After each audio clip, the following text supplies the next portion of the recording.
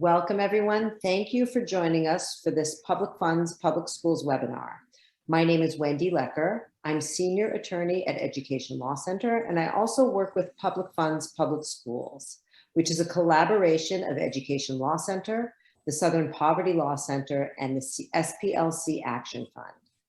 PFPS works to ensure that public funds for education are used to support and strengthen public schools and are not diverted to private school voucher programs. You can visit our website, pfps.org, for more information and sign up on the contacts page for updates. This webinar is Dark Money and the Politics of School Privatization, a conversation between the book's author, Maurice Cunningham, and Chisun Lee. We are honored to have Professor Cunningham and Ms. Lee with us today. If you would like to submit a question, please use the Q&A box at the bottom of the screen and not the chat box. We will also record this webinar and post it on our website for later viewing. It's now my pleasure to introduce our two speakers. Maurice Cunningham, JD, PhD, recently retired as Associate Professor of Political Science at the University of Massachusetts at Boston, where he taught American politics. He is a co-founder and contributor to the political blog Mass Politics Profs, and also the author of the book that's the subject of today's talk, Dark Money and the Politics of School Privatization. Chisun Lee is director of the Elections and Government Program at the Brennan Center for Justice, which strives to uphold and improve the systems of democracy and justice to work for all. Lee oversees work to advance money in politics reform and improve election administration. She leads strategy and research for policy initiatives, legislative campaigns, publications, litigation, and public advocacy. We will post more complete bios of these speakers in the chat. And now I invite Chisun Lee to take it away. Chisun. Thank you so much, Wendy. And hello, Maurice. And thank you to everybody joining us for this really fascinating conversation. I was so pleased to be asked to come and interview Maurice about his book because I spend most of my time at Brennan Center, which is a nonpartisan, nonprofit think tank, thinking about problems caused by money in politics for our democracy and how to attempt to solve them through policy design, interventions, new legislation, new rules and practices that we can put in place to try to improve our systems of democracy and justice to work for everyone. But I don't often get a chance to dive into a subject matter area and talk about why does money in politics, the problems and the solutions, why does that matter to all of us in our day-to-day lives, to families, to students, to everybody who really is part of the civil society that we exist in. So I'm so pleased at this opportunity to learn more really alongside everybody else here. So I am going to ask Maurice some of the questions I think we're all very excited to learn more about. And then in a bit, I think in about 40 minutes or so, we would love to open up questions to everybody here. And I'm going to do my best to keep to time. And I'm going to invite Wendy and her colleagues to jump in and make sure I'm doing that if that moment comes. But Maurice, could you start us off? Your book is called Dark Money and the Politics of School Privatization. And if say it's a title that cannot be ignored, it grabbed my attention immediately. Could you start us off by telling us, in a nutshell, what is the story that your book tells? Thanks, Chisun. I appreciate the introduction. I appreciate your interest and thank you for being here. I'm a real admirer of Brennan Center. And as you know, a lot of the things I suggested for reforms are actually right out of the Brennan Center's playbook, which is wonderful. So the book is really about a long-term strategy to change public policy by really a handful of some of the richest Americans, but not appearing as themselves, so to speak, but appearing as in the guise of front organizations with names like Families for Excellent Schools, Stand for Children, National Parents Union, when in fact they're not families, parents, and children. It's a big money, long-term effort to change the agenda of public policy and to effectively tilt it toward the preferences of the extremely wealthy. It's policy center and policy changing and agenda setting.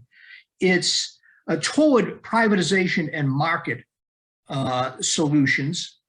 And ultimately, I argue, in a way that harms democracy because it removes from public purview the most public goods we can have, in this case, education, as PFPS is about, is removing schools from the public system and making them vouchers.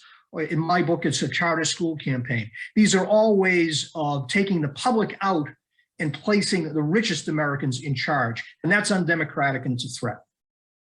So you get into all of those extremely urgent issues by taking a deep dive into a particular ballot referendum campaign in 2016 in Massachusetts.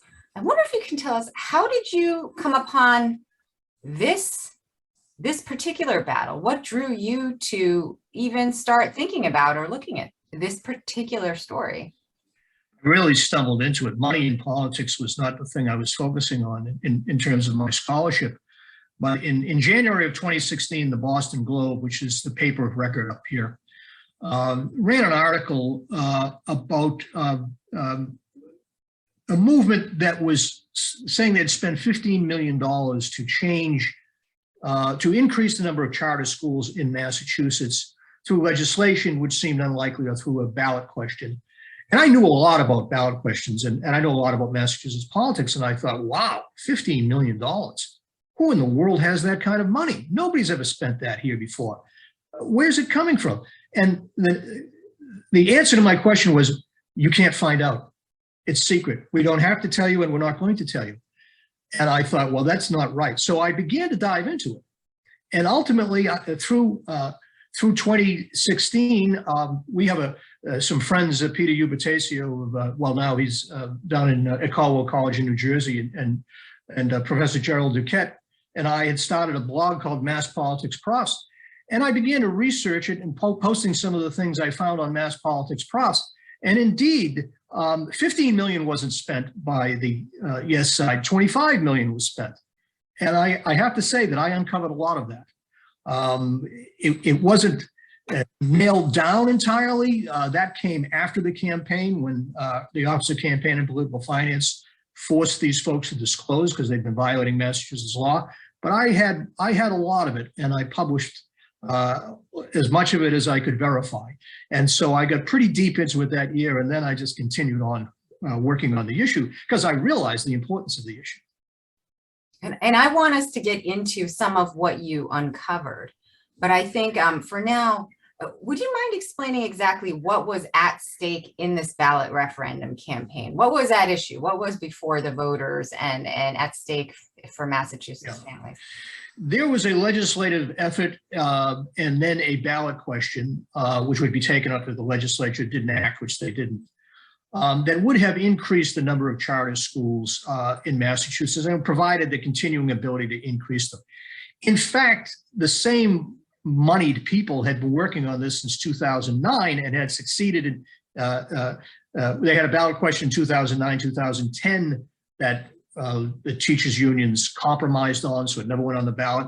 They had another one for charters in 2011, 2012, that same thing happened, they compromised. And in 2016, the unions, particularly the Mass Teachers Association, was under new leadership, and they said, we're fighting this time.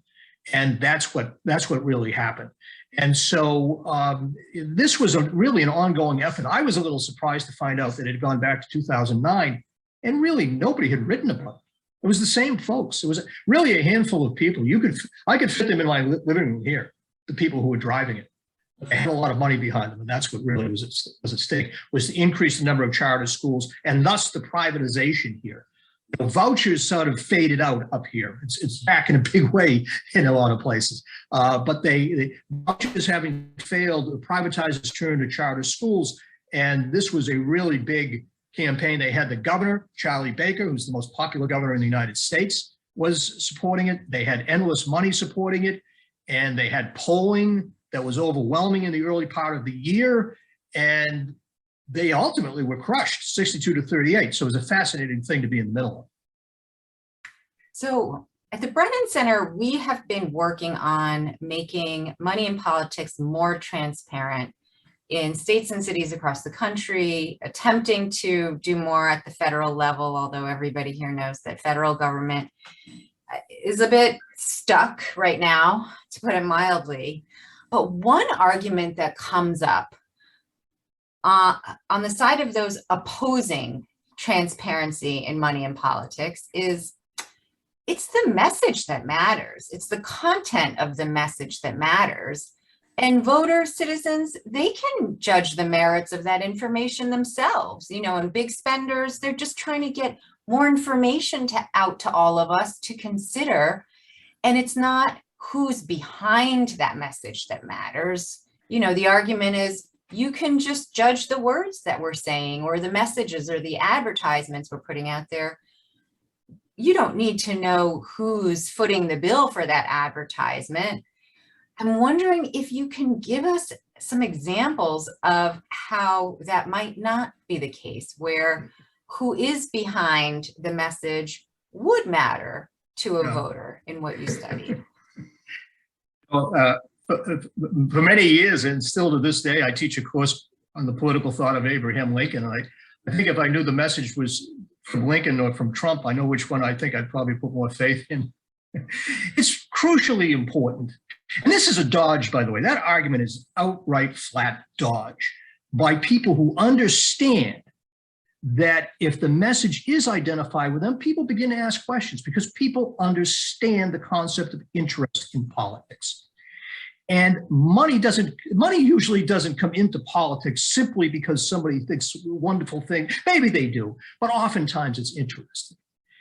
And even for those who don't have an interest stake in this, the ideological viewpoint of the very wealthy in this country, for the most part, overwhelmingly so, is far different than the ideological viewpoint and the policy choices of average people. There's been a lot of work done on this in political science in the last few years.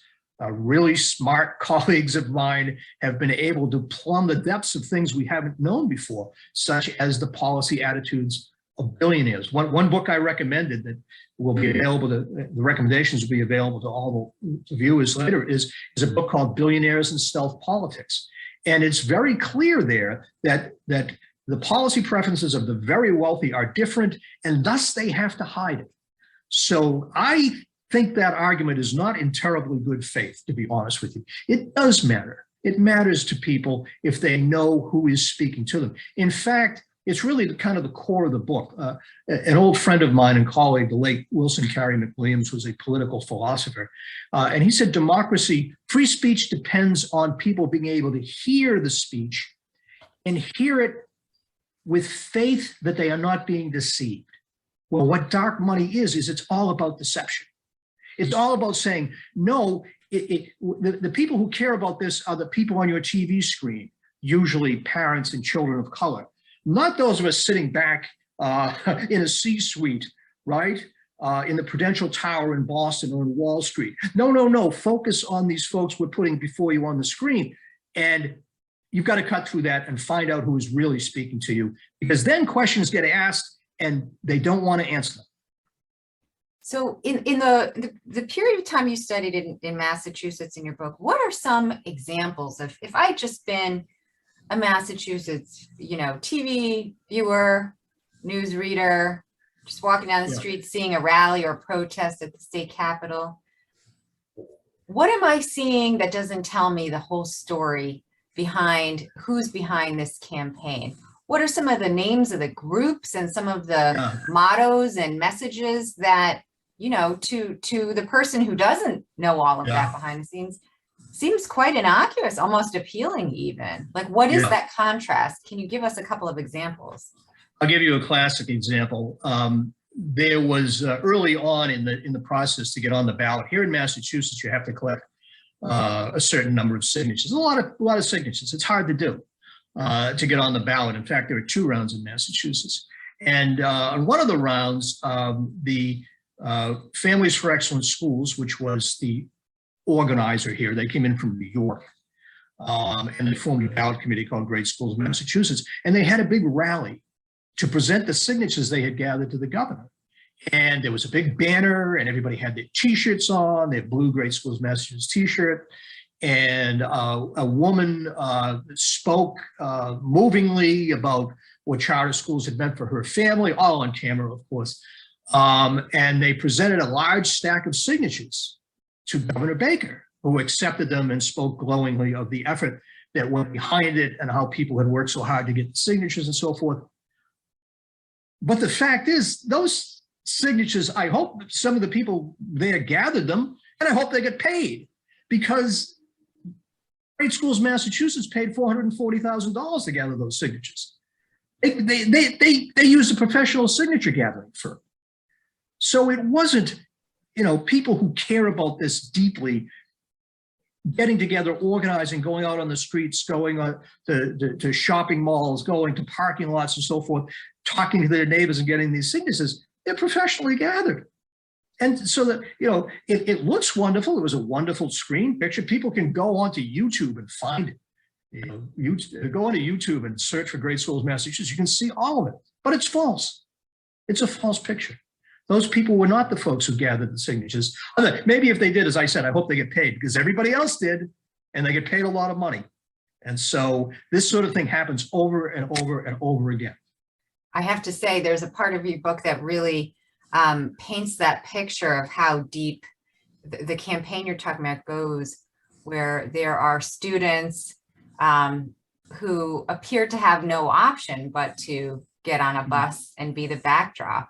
Can you share a little bit about that? I thought that was such a, I was surprised, I have to say, even though this is something that I work on. Yeah, I hope I have the right example. This happened in Massachusetts as well, but it happened in New York. I think you may be referring to a campaign Families for Excellent Schools ran in New York State. Again, the topic was charter schools, and I think it was under, they'd had their way in New York under Mayor Bloomberg, who was a favor of charter schools, and Governor Cuomo favored it as well. And then Bill de Blasio came in, and he was opposed to charter schools.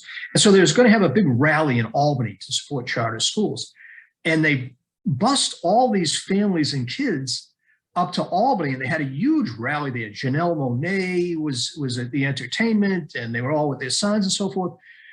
But you ask yourself, how are all these young people out of school on a school day? And really, the parents were told by the charter school operators who are working with Families for Excellent Schools that, school that day is a field trip. We're going to go rally in Albany. It's an educational field trip. And if you're not there, well, where's your kid going to be that day? Well, these are people who have to work, and they depend on the school, both for education, but also because they have their own plans and they have their own lives, and it's enormously disruptive. And there was, it was like, you send your kid to this rally, or, you're on your own. And plus we're marking your child absent that day.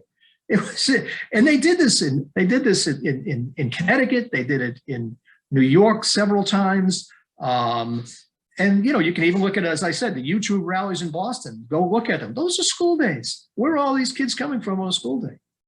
They're really kind of being coerced to do this. It's not right. I have to say that example really got me as a school child parent. That was something else.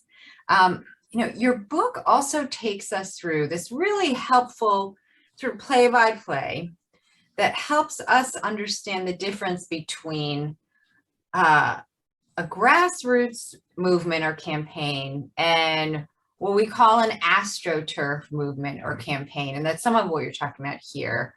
And I have to say, for those of us who are sort of outside this specific subject matter area, You see a lot about, oh, parents are organizing because they want parent choice. And your book is really helpful in giving some tools and tips for understanding what are you really seeing? Is it genuine grassroots? Is it manufactured? Can you walk us through some of how can you tell what's really happening? Is it really a grassroots phenomenon that maybe citizens agree to disagree? Yeah, it's actually a fascinating thing to watch them from the beginning. That's when you can really tell. So one example, there's a local person who was the state director for Families for Excellent Schools, and now she's the president of the National Parents Union and Massachusetts Parents Union. And so I watched those last two, Mass Parents United and National Parents Union, grow up. And we have a parent organization, and we started it when 3 moms gathered together over a table in a library, or 2 teachers were on a train heading to teach in Manhattan, or something along those lines. And then the next thing you know, the three moms in the library are sitting on $1 million. And you find out later it comes from the Walton Family Foundation or others. And then there was one organization it's called Wait, Rhode Island. They announced, we're just parents from Providence and we're gathering together because we want, and the next thing you know, they hired a pollster who worked for Joe Biden in the presidential campaign. You say, well, wait a minute, that takes a little money. You can look at Parents Defending Education is a relatively new one. They're a little over a year old. They burst forth. They had a website. Their leaders were on Fox News almost immediately upon announcing. And you look at their website and you say, there's so much work went into their battle plan for how they're going to go after school boards and so forth. Who's been doing all this work? Where did this all come from?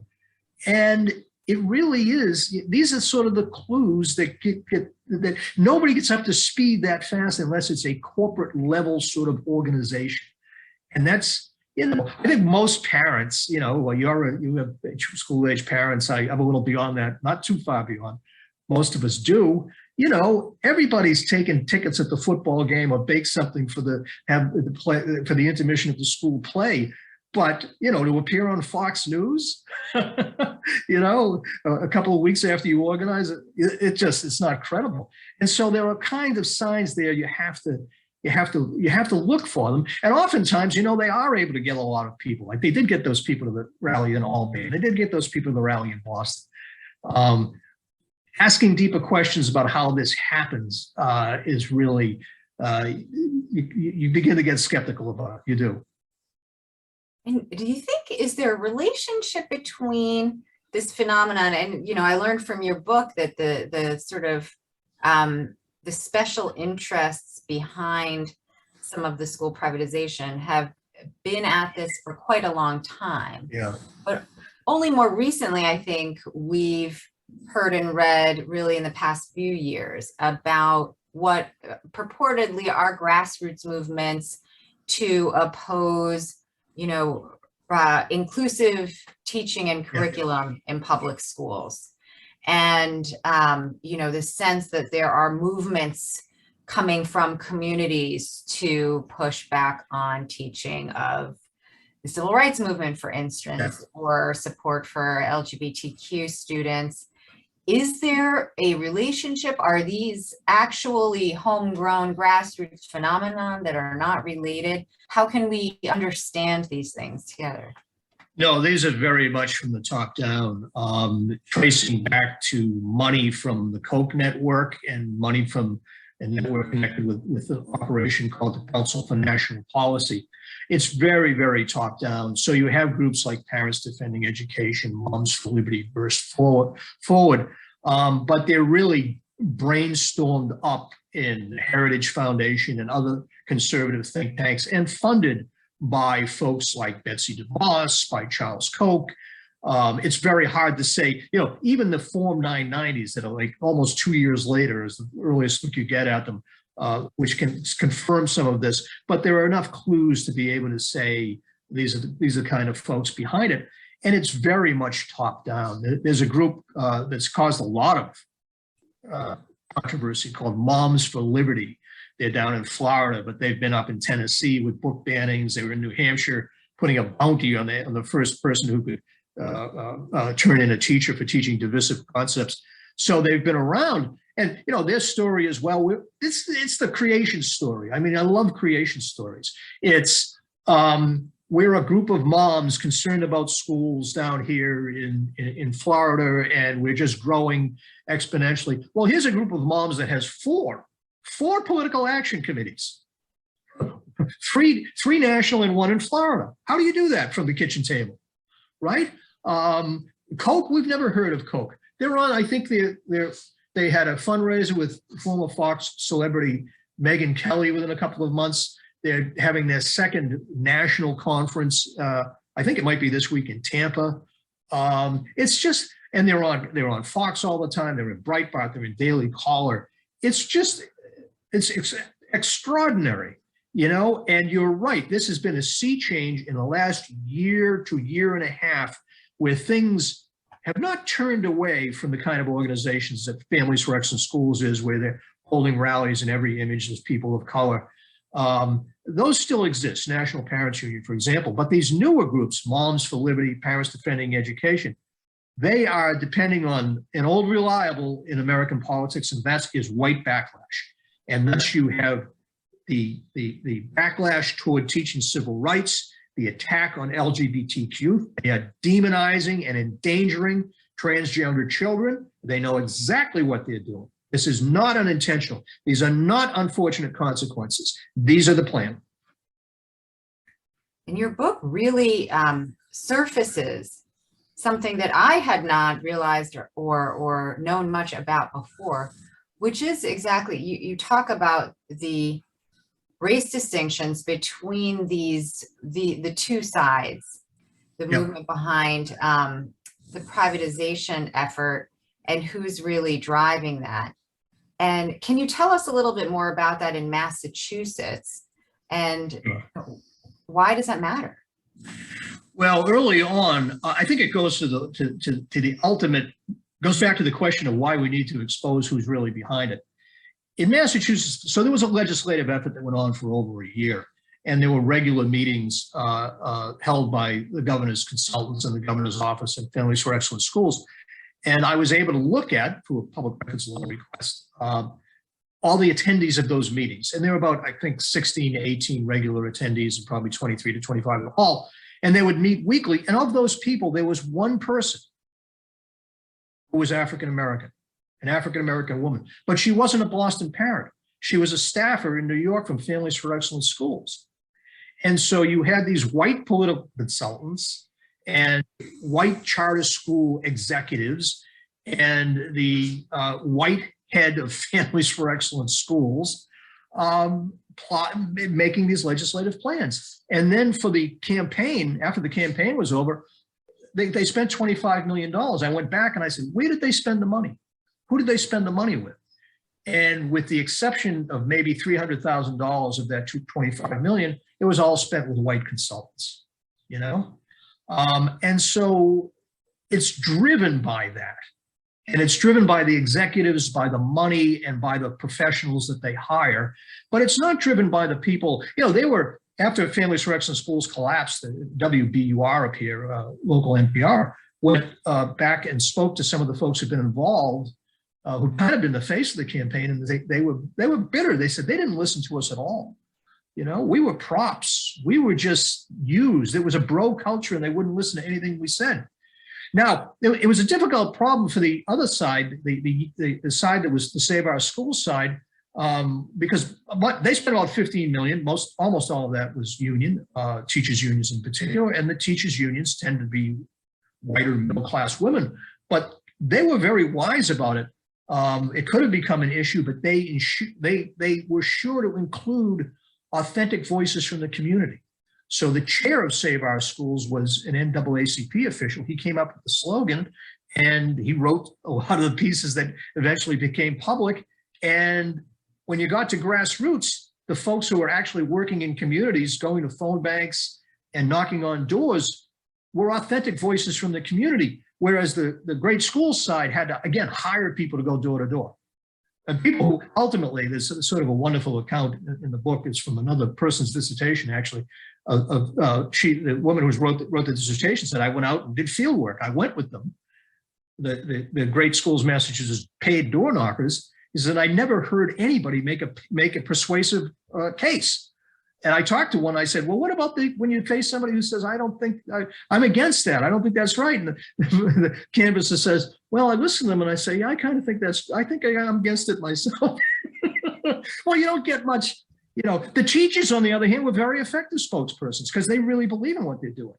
So there's a lot more complexity on the grassroots level than people might understand.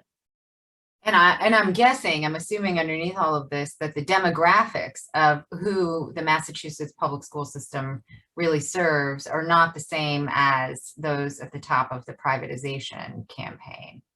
Oh, heavens, no! They're largely private schools, and even, I mean, if they're in the, I know where a lot of them are. I mean, they're really from very well-off, walled suburban communities with public schools. Even at that, a lot of them don't send their students to the wonderful public schools they have available to them. But no, they're not really. They don't have. Listen, I don't want to be unfair to Harvard Business School, but a lot of them are from Harvard Business School. They don't know. They know a lot about business and really nothing about education. They have no background in education. The staff they hire have very little background in education. Teach for America at most, and so you have this sort of market-driven ideology that they think triumphs all when they know a lot about that and not a whole lot about children. So I want to go to where you just started, I think, taking us, which is, what in my work, when I talk about and work on the problem of big money in politics and the secrecy of big money in politics, you risk really just creating just the most grim picture for the future. There's all this money, millions, billions, in very few hands, in a political process that is not democratic when it comes to money in politics. What hope do we have? So I wanted to ask you, in your work in covering this particular legislative campaign in Massachusetts, what gave you hope? What was the outcome? And you started talking about some of what did work against the millions coming from the billionaires. Where is the hope in this? Those who are on the other side of the dark money of school privatization. It comes right back to our prior discussion about why things should be disclosed. And that's because these ideas are unpopular with the public.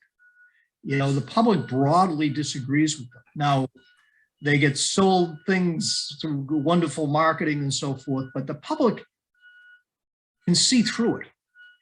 And so there was sort of a big contest over the word public. And that contest, I think, was won by the Save Our Schools side. And it went something like this.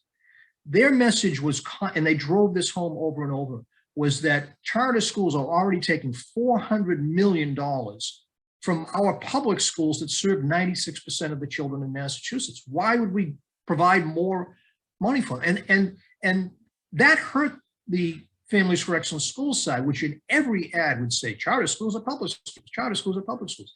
But people didn't buy it. There was a sense there. There was a sense that this was big money behind it and that something was suspicious about it. In fact, the Walton Education Coalition, did a sort of post-mortem. They gave a contract to a Democratic consultant, as it turned out, and said, what happened here? Where did things go wrong? And they said people didn't buy. They didn't buy the message. They looked at Governor Baker, who was thought to be a huge asset, and they said, he's a businessman. We don't want our schools to turn into businesses. And so people kind of saw through it, I think. And that's the hope, is that regular people can beat the money. It's not easy, and you don't win every time, and you do get discouraged, but you can fight back because those ideas are unpopular, and the idea of people coming together to fight for themselves in their community is arduous, yes, but it can be done, and it is ultimately more in line with what the public wants, what people want. They want strong communities. They want strong public schools. And so we don't beat the billionaires every time. We're going to beat them. We beat them in 2016, and we'll beat them again over and over again in the years to come because they're not going away.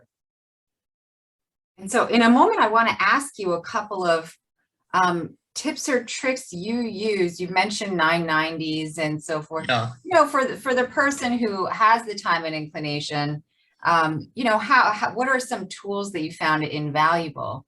But I also wanted to exercise moderator's privilege and also mention a couple of the solutions that Brennan Center works on in the category of what can possibly be done, in the face of dark secret money.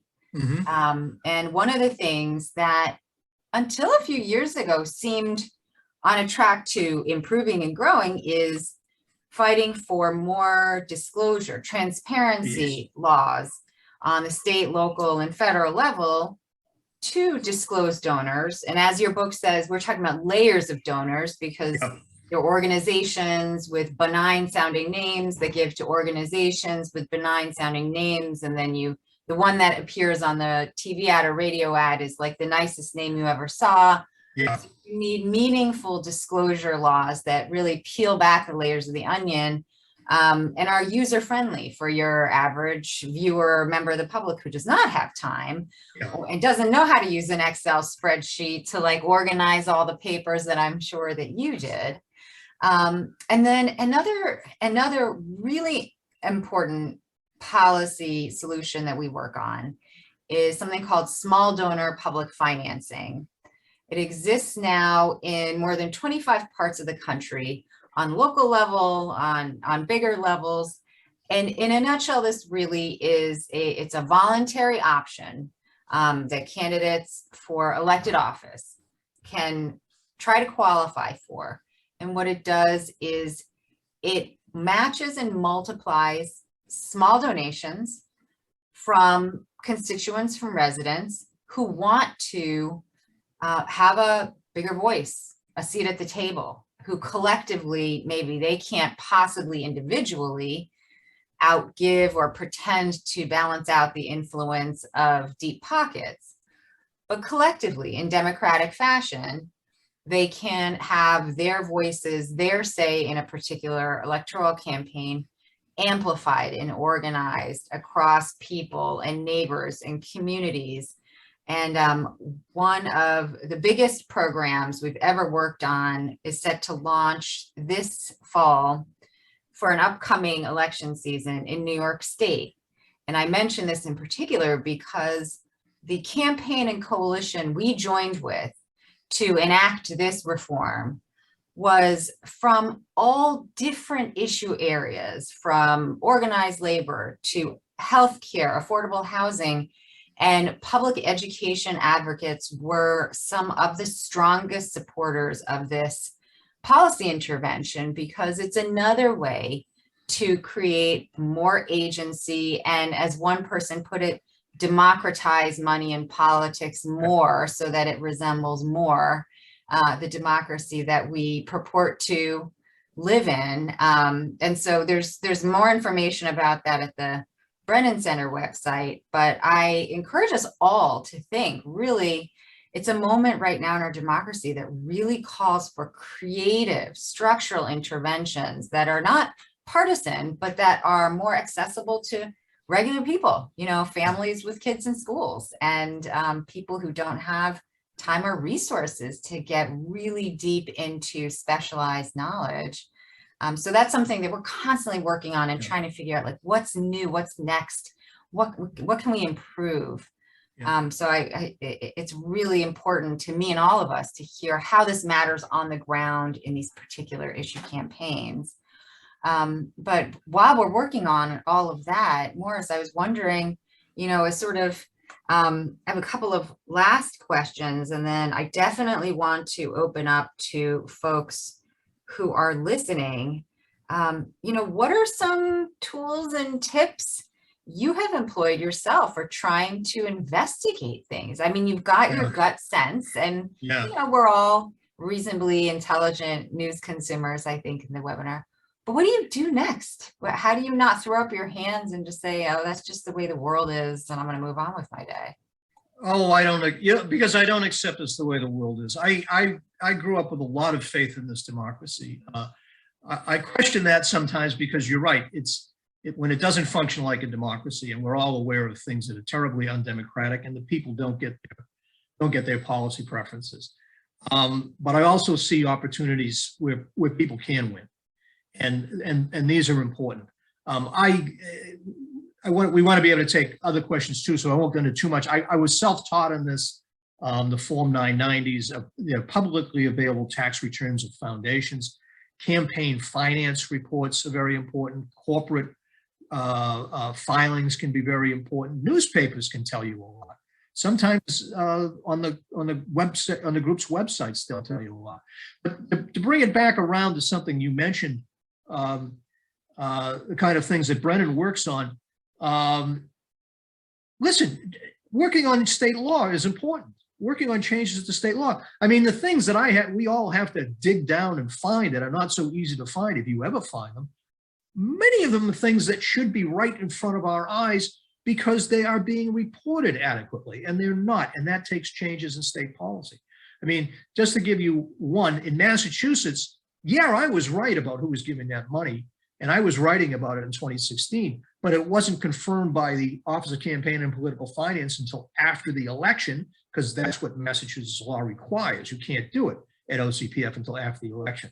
By contrast, a few years before that in Idaho, there was a ballot campaign going on in Idaho, and the Secretary of State sued a group called, I think it was Education Voters of Idaho, and said, you have to, the suit said, we want you to disclose your donors. And they said, oh, we don't have to do that. And the court said, yes, you do. Idaho has a law that says you have to do that during the campaign. And that was available to Idaho voters. And that went down too. So state law means a whole lot. They're a great idea. I've got some ideas in the book. A lot of them are from Secret Spending in the States by the Brennan Center. So read both of them. But there are things you can advocate for in your own state that will help folks become aware of where the real money is coming from. And we have found that's exactly the case. One of the points we make in that report is that secret money can be more pernicious on the local and state level because the issues are so directly impacted by a few stakeholders. But on the same time, on the other side of the coin, the opportunity to push back and get better laws on the books is also much more present than it is in Congress right now. Yeah. So it's definitely not just pushing back against sort of the bad campaigns, but thinking 2 steps ahead. What policy could we try to put in place that will make the next dark money campaign less powerful, less secretive? Right. So I definitely want to turn to some questions that we have coming in here. And encourage folks to put additional questions in the Zoom for that. Okay, Maurice, we've got some questions for you here. Sure, glad we do. Great. Is about when you see pieces of policy placed in as news, and I have to say this is a tricky question for you, Maurice, because there's some. I mean, every effective advocacy organization does this, Sure. But you see pieces of advocacy placed in sometimes unscrupulous outlets, but sometimes I think mainstream. Yeah. That they come from a specific ideological viewpoint, but how do you take on that tactic? Like, what can you do when you see something like that? And this is also, I think, a variation on the message seems well and good enough, but how do you push back on what's the interest behind that message? Yeah, I think people have to become more involved in this and be willing to sit down and press and write an op-ed and do it themselves and press this forward. And not all of these publications will take it. And oftentimes, you know, we're just regular folks, and these are professionally done by PR firms and so forth.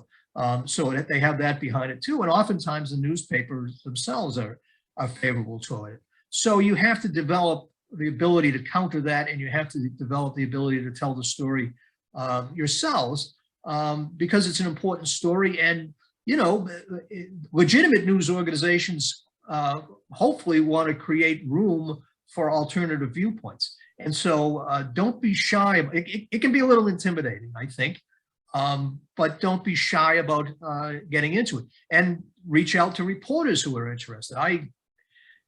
There's some wonderful, some of the best reporters I've had the pleasure to speak with are in Idaho.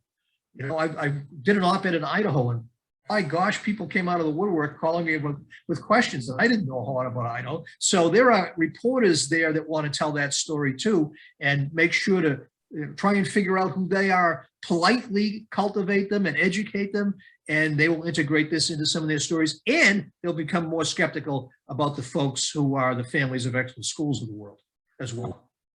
I think that's such a great tip too. And, you know, I had a previous life as an investigative reporter, actually, and it is true. Investigative reporters are waiting there for, you know, tips and experts so that they can do their reporting. I think that's great. So we have a few other questions here for you, Maurice. Another one is that in some cities like Indianapolis, the privatization movement is led by progressives or Democratic mayors. I mean, you've given some examples there, which makes it harder to challenge privatization of public schools because the messaging is about equitable achievement and you know, the pipeline of bringing administrators of color into a school system. How do people push back on that or sort of try to complicate that narrative? Because I do think the idea of equity and progress there's a lot of appeal there for people who don't know what's going on behind those messages. Yeah, and there's a lot of distance between very well-meaning people and the kind of oligarchic influences I'm talking about. I think I hope to a great extent the folks we're talking about in this question are open to evidence, and organizations like, for example, Network for Public Education do a very good job, and Diane Ravitch's books do a very good job of knocking down the kind of arguments, the equity and inclusive based arguments that some of these folks are relying on. When it comes to money, I don't look at money as blue or red. I look upon it as green. To me, I'm not so concerned about the Republican and Democratic parties. I'm concerned about the oligarchic party is what worries me. And so whatever, you know, whatever party the money is coming from, doesn't concern me so much. It's the fact that it's coming in and influencing policy in a way that is contrary, I think, to what the public wants. And really what I would think, I think the public has a pretty good idea of what it wants. And the difference between what they want and what oligarchs want is just undemocratic and a huge problem. So I think the kind of people we're talking about in this question, I hope are open to reason, because I think there's plenty there that can be made, much of a case that can be made to them. And the next question I think relates to what I hear you talking about, the disconnect between the sort of elitism, some of the privatization campaign and the dark money. Excuse me. And I'm sorry, this is my third Zoom event of the day. That's quite all right. Take your moment. I do apologize. I'm so sorry. A questioner would like to know, an audience member, can you talk about the relationship to education privatization's dark money in places like the Yale School of Management, Broad Academy, sort of elite mainstream think tanks, I guess, places that seem like they wouldn't be involved in roll up your sleeves politics. Yeah, it's sort of, I'm going to be cautious because I don't know a lot about that one, but I know Diane Ravitch and some of her, I've seen some of her books in the chat, scroll up, some of, has spoken about this. And I think it moved from, gosh, it was at another school in California where Broad was from. Broad recently passed away. And moved to Yale, and Diane has been pretty critical of that because in her eyes, what Yale was looking at was money.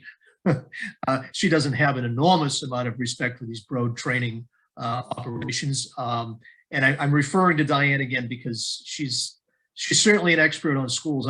I've become more of an expert on money, so I don't want to transgress my real expertise here. But I think there's a lot of reason to be skeptical there. And the more folks like that become involved, I think, in the management of public schools, I think the weaker public schools will get because they don't have a commitment to it. So I'm interested to know, over the course of what sounds like a couple of decades long privatization campaign at least, what if you, this is a real like pull back the lens kind of question, but when it comes to this campaign, what's the effect been on public education in really a macro sense of this campaign and the growth in this privatization campaign across the country? Oh, I think it's weakened public education.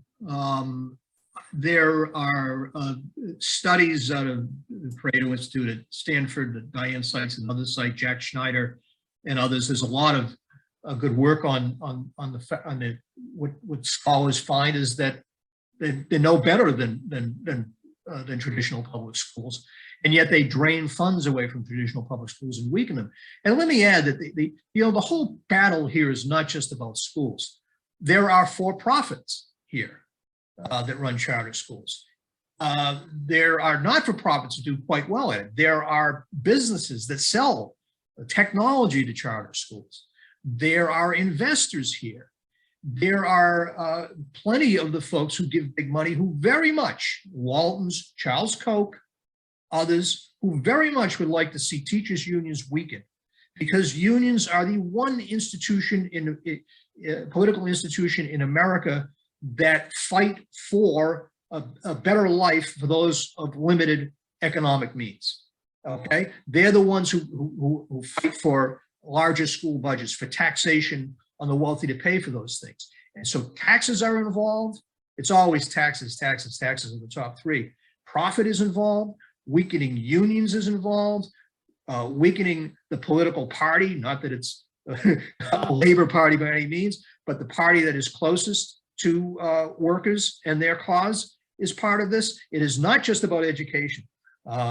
Education is a crucial part of it, but if you can get at education and weaken it and open this up to the market and undermine unions and local control, local school boards and so forth, then you open things up to making life a whole lot easier for people who aren't who profit and keep their taxes low by privatizing not only public schools but other goods that you reference in Secret Spending in the States and that Don Cohen writes about in the privatization of everything. So it's a bigger question even than schools. And I appreciate that, because I want to tackle this question from an audience member, hopefully without devolving into another coughing fit.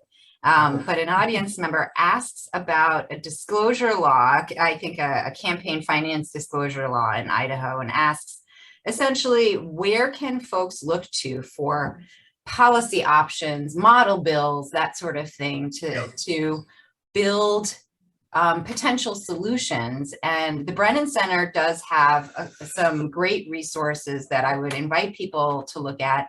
There's one that we call our Money and Politics Toolkit that looks at transparency laws and then other solutions also, public financing, as I mentioned.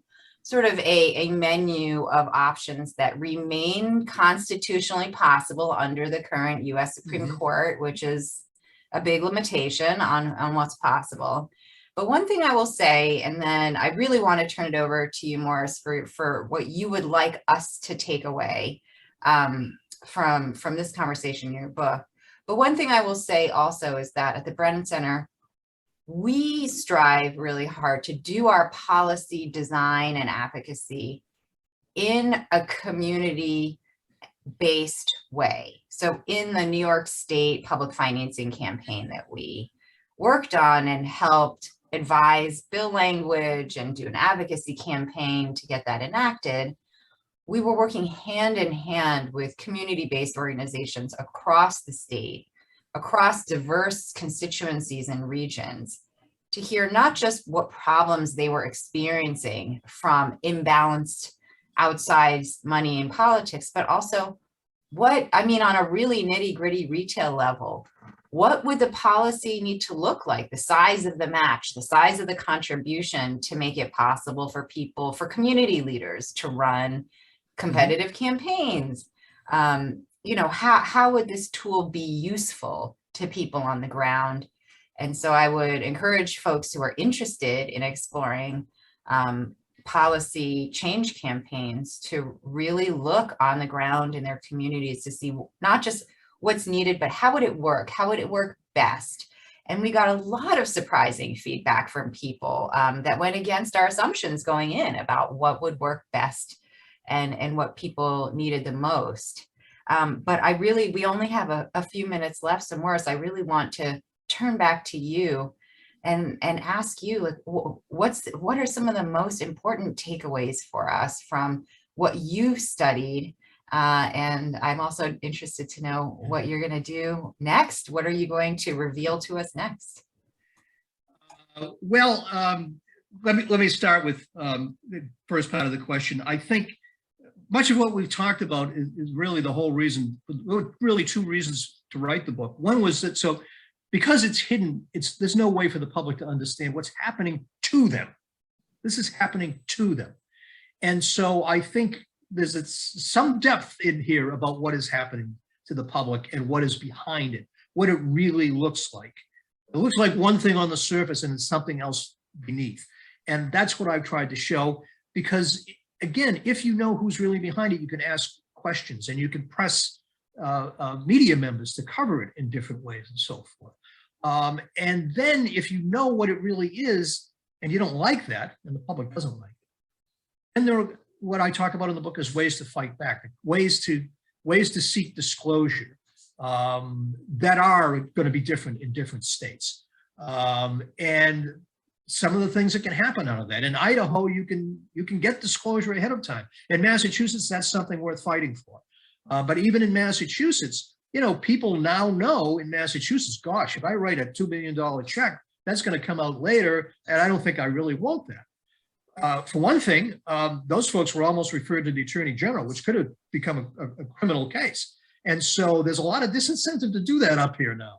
So you can start something with just a curiosity, reading an article in January 2016, where'd that money come from? And it can build up into something. And I want to say that I didn't do all this myself. I mean, the teachers, I didn't realize I was writing blog posts and the teachers unions were using them, and Save Our Schools was using them to rally the troops and make more of a case. And that's pretty satisfying at the end. So that's the two things. And the next thing is, I just told my wife last month, I said, honey, I'm retiring. And she said, that's nice, dear. You retired a year ago. I said, no, this time I'm actually going to slow down a little. So I'm still continuing my research. There'll be more out of me. And I have to, because there are more organizations that I think are even more malign than the ones that existed before. So you'll be hearing more from me. I certainly hope so. And I just wanted to come back on and thank both of you for this incredibly lively and informative discussion. It's with some real life on the ground tools that I'm sure people are going to use, which we did post a lot of them in the chat. So on behalf of PFPS, thank Maurice, thank you, Chisun, and thanks to everyone who attended. Thank you very much. Bye, everybody. Thanks very much. This Thank was you. wonderful.